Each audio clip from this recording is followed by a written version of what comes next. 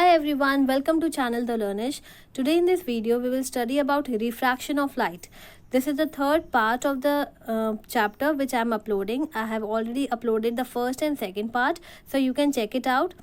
And in this video we will study about refraction through glass slab, and the image formation through concave and convex lens. So let's start. Now, talking about what is refraction of light. So refraction is bending of light as it passes from one medium to another.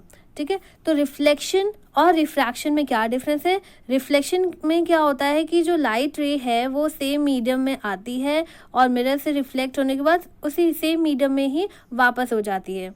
लेकिन refraction में क्या होता है कि light रे अगर एक medium से दूसरे मीडियम में ट्रैवल कर रही है तो जो उसका पाथ है वो स्ट्रेट ना जाके थोड़ा सा वो बेंड हो जाती है।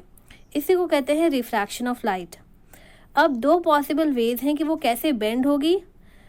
Now if the light ray is travelling from rarer to denser medium, it bends towards normal. If it is passing from denser to rarer medium, it bends away from normal. Okay, now why does the ray of light bends? So bend होने की ज़रूरत क्या है, क्यों होती है ऐसा? क्योंकि जो स्पीड ऑफ लाइट है वो हर मीडियम में अलग अलग है। ठीक है, एयर में उसकी स्पीड अलग है, और अगर ग्लास स्लैब है तो उसमें उसकी स्पीड अलग है, वाटर में उसकी स्पीड अलग है, इसीलिए रिफ्रैक्शन ऑफ लाइट होता है।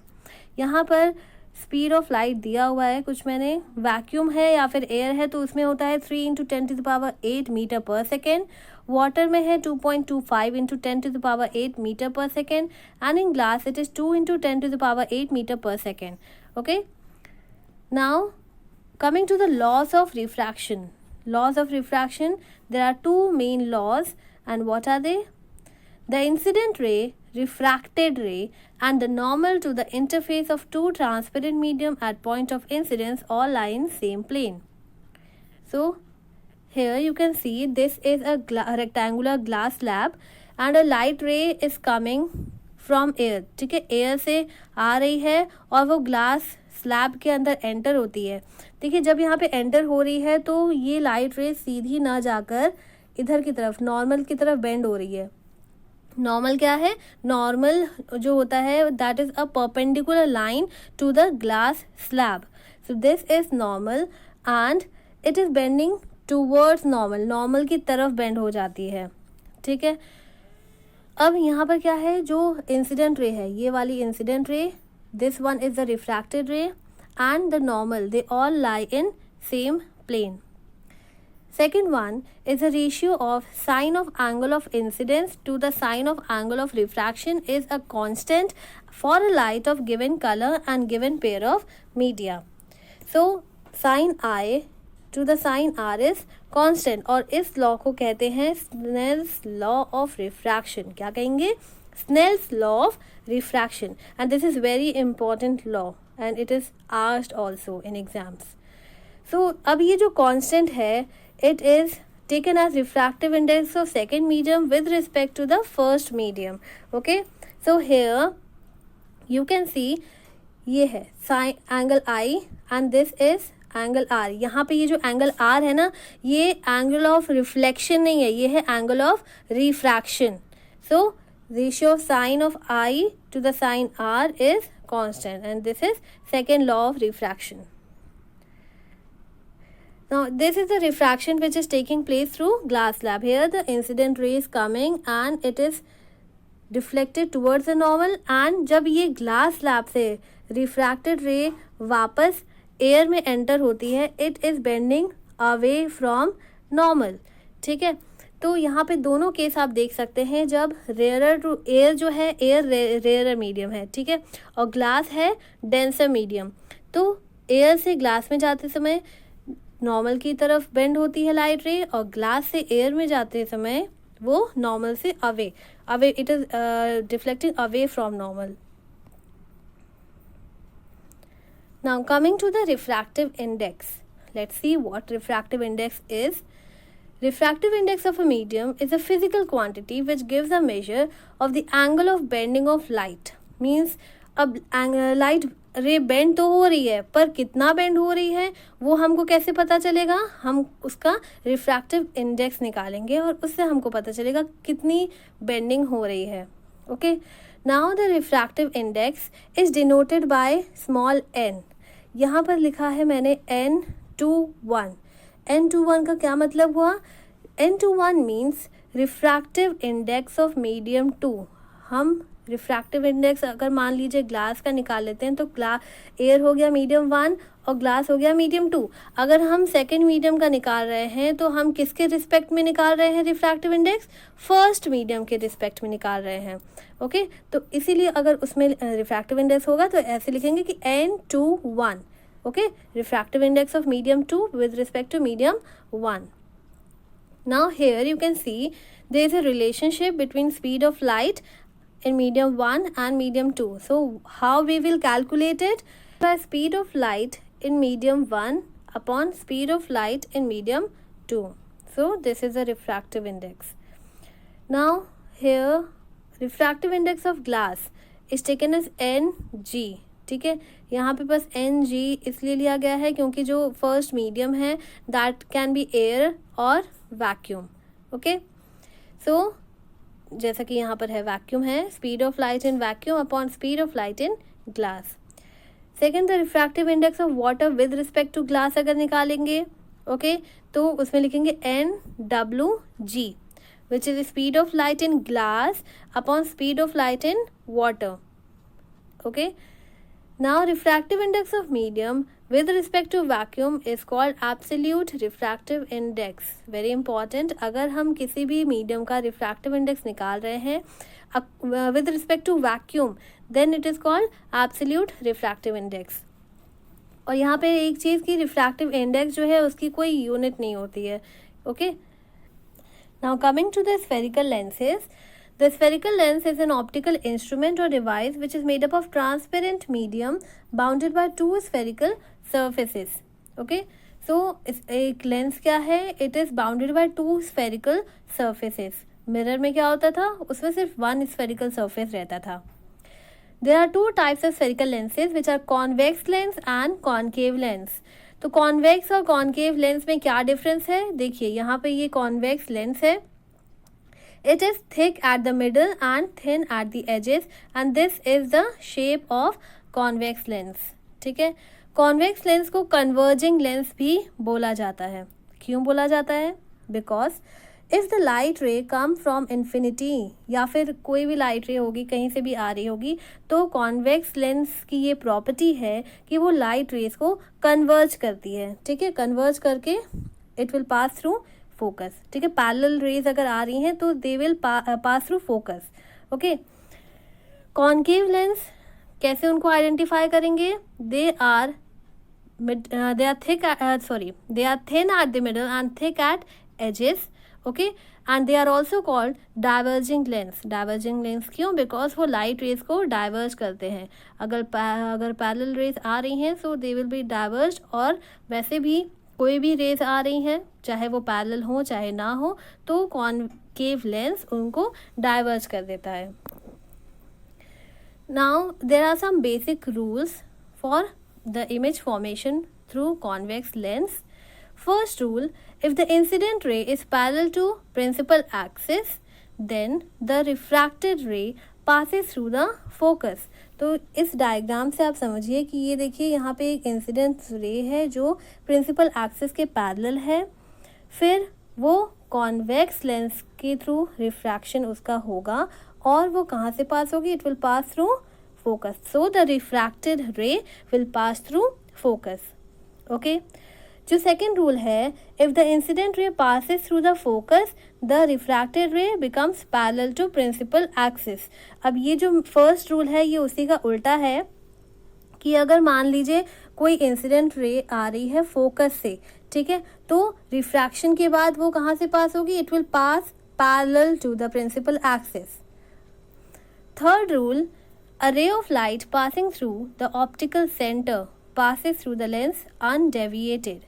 ठीक है, अब यहाँ पर क्या है, जो ये देखिए इस तरह से जो लेंस होता है it is divided from the middle, क्योंकि वो दो लेंस को ज्वाइन करके बनाया जाता है इस तरह से, ठीक है। और इसके बीच में से प्रिंसिपल एक्सिस पास होती है, ठीक। जहाँ पर ये इस पॉइंट को कहते हैं O, और it is denoted by O and it is called optical centre. तो अगर ये ऑप्टिकल सेंटर के थ्रू पास हो रही है इंसिडेंट रे, तो वो अनडेविएटेड पास हो जाती है, ठीक है। It will go straight, the refracted ray will also go straight. So this is the third law. Now coming to the image formation by convex lenses, the first case is when object is placed between optical center and f1. यहाँ पर देखिए lens के case में क्या होता है कि जो प्रिंसिपल फोकस है वो दो होते हैं, ठीक है। इधर है f1 और उधर वाला होगा f2, ओके। तो इसके अकॉर्डिंग जो है, जैसे f1 है तो f1 के डबल में हो जाएगा 2f1, जैसे कि सेंटर ऑफ कर्वेचर होता है, it is 2f1 is just like centre of curvature. But lens के केस में हम उसको क्या लिखेंगे, 2f1, और इधर वाला होता है 2f2। Understood.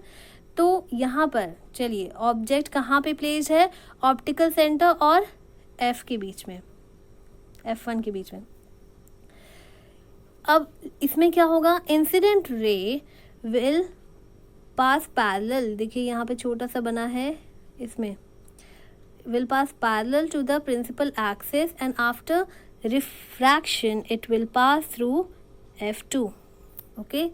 Now another incident ray will pass through optical centre and जैसा कि इस रूल में बताया गया है, इट विल पास अनडेविएटेड, वो स्ट्रेट जाती है। तो यहाँ पर भी वैसे ही वो स्ट्रेट गई।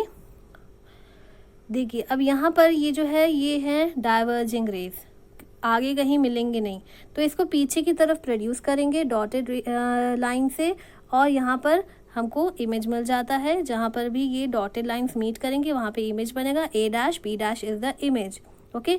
सो the location of image is on the same side of the lens as the object is placed, जिधर ऑब्जेक्ट है उधर ही इमेज भी बनी है। कैसा है, it is erect and virtual. Size of image, object के साइज से काफ़ी बड़ा है ये, so it is enlarged. Understood. Now the second case is when the object is placed at f1, यहाँ पर f1 में ऑब्जेक्ट प्लेस्ड है। सेम रूल्स हम अप्लाई करेंगे, रे पैरेलल जाएगी प्रिंसिपल एक्सिस से और रिफ्रैक्शन के बाद वो f2 से होते हुए गुजरेगी एंड अनदर रे will pass through optical centre. तो यहाँ पर ये रेस एकदम पैरेलल जा रही हैं, ठीक है। कहाँ पर मिलेंगी, ये मिलेंगी इन्फिनिटी में। सो the location of image will be at infinity. Nature of image कैसा है, it will be real and inverted, okay. Next is the size of image. अब इन्फिनिटी में बन रही है इमेज तो काफ़ी बड़ी होगी साइज, तो ऑब्जेक्ट की साइज से काफ़ी बड़ी होगी, so what we will write, highly enlarged. Now coming to the third case, when the object is placed between f1 and 2f1. So here you can see the object is placed between f1 and 2f1. ठीक है, same rule हम apply करेंगे, okay. तो जो हमको image मिलेगा वो कहाँ पर मिलेगा, it is formed beyond 2f2, ठीक है। 2f2 के उधर बना है। कैसा है image, it is inverted. If it is inverted it is real. Size of image, देखिए साइज जो है इमेज का काफ़ी बड़ा है ऑब्जेक्ट के साइज से, तो it is enlarged. Now coming to the fourth case, when the object is placed at 2f1. Same rule, the incident ray is parallel to the principal axis, after reflection it will pass through f2, और उसके बाद दूसरी ray optical centre के through pass होगी, और जहाँ पर भी ये दोनों मिलेंगे वहाँ पर इमेज बनेगा, ओके। कहाँ पर बन रहा है, यहाँ पे it is present at 2f2. Nature कैसा है, इन्वर्टेड है तो रियल है, so nature of image is real and inverted. Size, it is of same size. Next is when the object is placed beyond 2f1. 2f1 के इधर है, same rule apply करेंगे, ठीक है। और उसके बाद हम इमेज हमको मिलेगा कहाँ पर, it is form between f2 and 2f2. Nature of image is real and inverted. और साइज ऑफ इमेज कैसा है, जो ऑब्जेक्ट का साइज है उससे छोटा सा है, तो लिखेंगे diminished, okay, it is diminished. Next and the last case is when the object is placed at infinity. अब ऑब्जेक्ट अगर इन्फिनिटी में है तो इंसिडेंट रेज जो है जब इन्फिनिटी से आती हैं तो वो पैरेलल होती हैं। तो पैरेलल रेज जब कन्वर्ज होंगी they all will converge at focus. Okay, तो यहाँ पर कन्वर्ज हो रही हैं F2 में, और जो साइज ऑफ इमेज है काफ़ी छोटा पॉइंट साइज इमेज बनेगा which is highly diminished and nature is real and inverted. तो कॉन्वेक्स लेंस के केस में सभी में रियल एंड इन्वर्टेड इमेज बना है except for the case when object is placed between optical centre and F1। बस यही एक केस है जिसमें वर्चुअल इरेक्ट इमेज बना है, बाकी सब में रियल इन्वर्टेड इमेज है। Now coming to the image formation in concave lens, इसमें भी रूल्स हैं, लेकिन क्योंकि ये डाइवर्जिंग लेंस है इसलिए जो इमेज फॉर्मेशन है इसमें थोड़ा ध्यान रखना पड़ेगा हमें। क्या है the first rule, when the ray of light is parallel to the principal axis it will refract and the refracted ray will be diverged. Okay, तो अब ये तो डाइवर्ज हो गई है, तो जो डाइवर्जिंग वाला रे है ऐसा लगता है कि वो फोकस से निकल के आ रही है। ओके, तो इसको पीछे की तरफ रिड्यूस किया है and it is passing through focus. Second rule is when the ray of light passes through optical center it passes undeviated, it goes straight। Same वैसे ही जैसे कि कॉन्वेक्स लेंस के केस में था, ऑप्टिकल सेंटर से अगर इंसिडेंट रे जा रही है तो फिर वो अनडेविएटेड स्ट्रेट जाएगी। Coming on to the image formation by the concave lens, the first case is when the object is placed anywhere between optical center and infinity। तो optical center और infinity के बीच कहीं भी अगर present है object तो फिर क्या होगा, तो उस केस में ये होगा, यहाँ पर इसका जो रे डायग्राम है ये थोड़ा ऊपर नीचे हो गया है, इसका रे डायग्राम ऊपर वाले का रे डायग्राम ये रहा, ठीक है।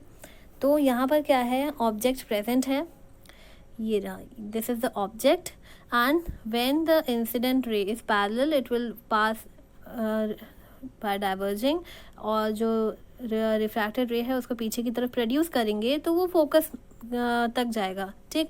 अनदर रूल अप्लाई करेंगे और फिर वो ऑप्टिकल सेंटर से इंसिडेंट रे स्ट्रेट जाएगा, तो जहाँ पर भी ये दोनों रेज मीट करेंगी and this will be the point where the image is formed. Okay, so this was the image formation। location of image कहाँ है, it is between optical center and F1। the nature of image is virtual and erect and the size of image is diminished। देखिए object के size से छोटा बना है इसीलिए it is diminished।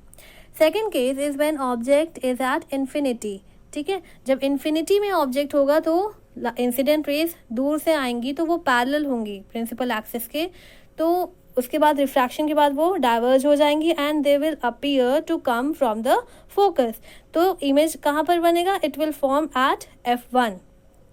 किस टाइप का इमेज बनेगा, it is virtual and erect and the size of image will be highly diminished, बहुत ही छोटा पॉइंट साइज इमेज बनेगा वहाँ पे।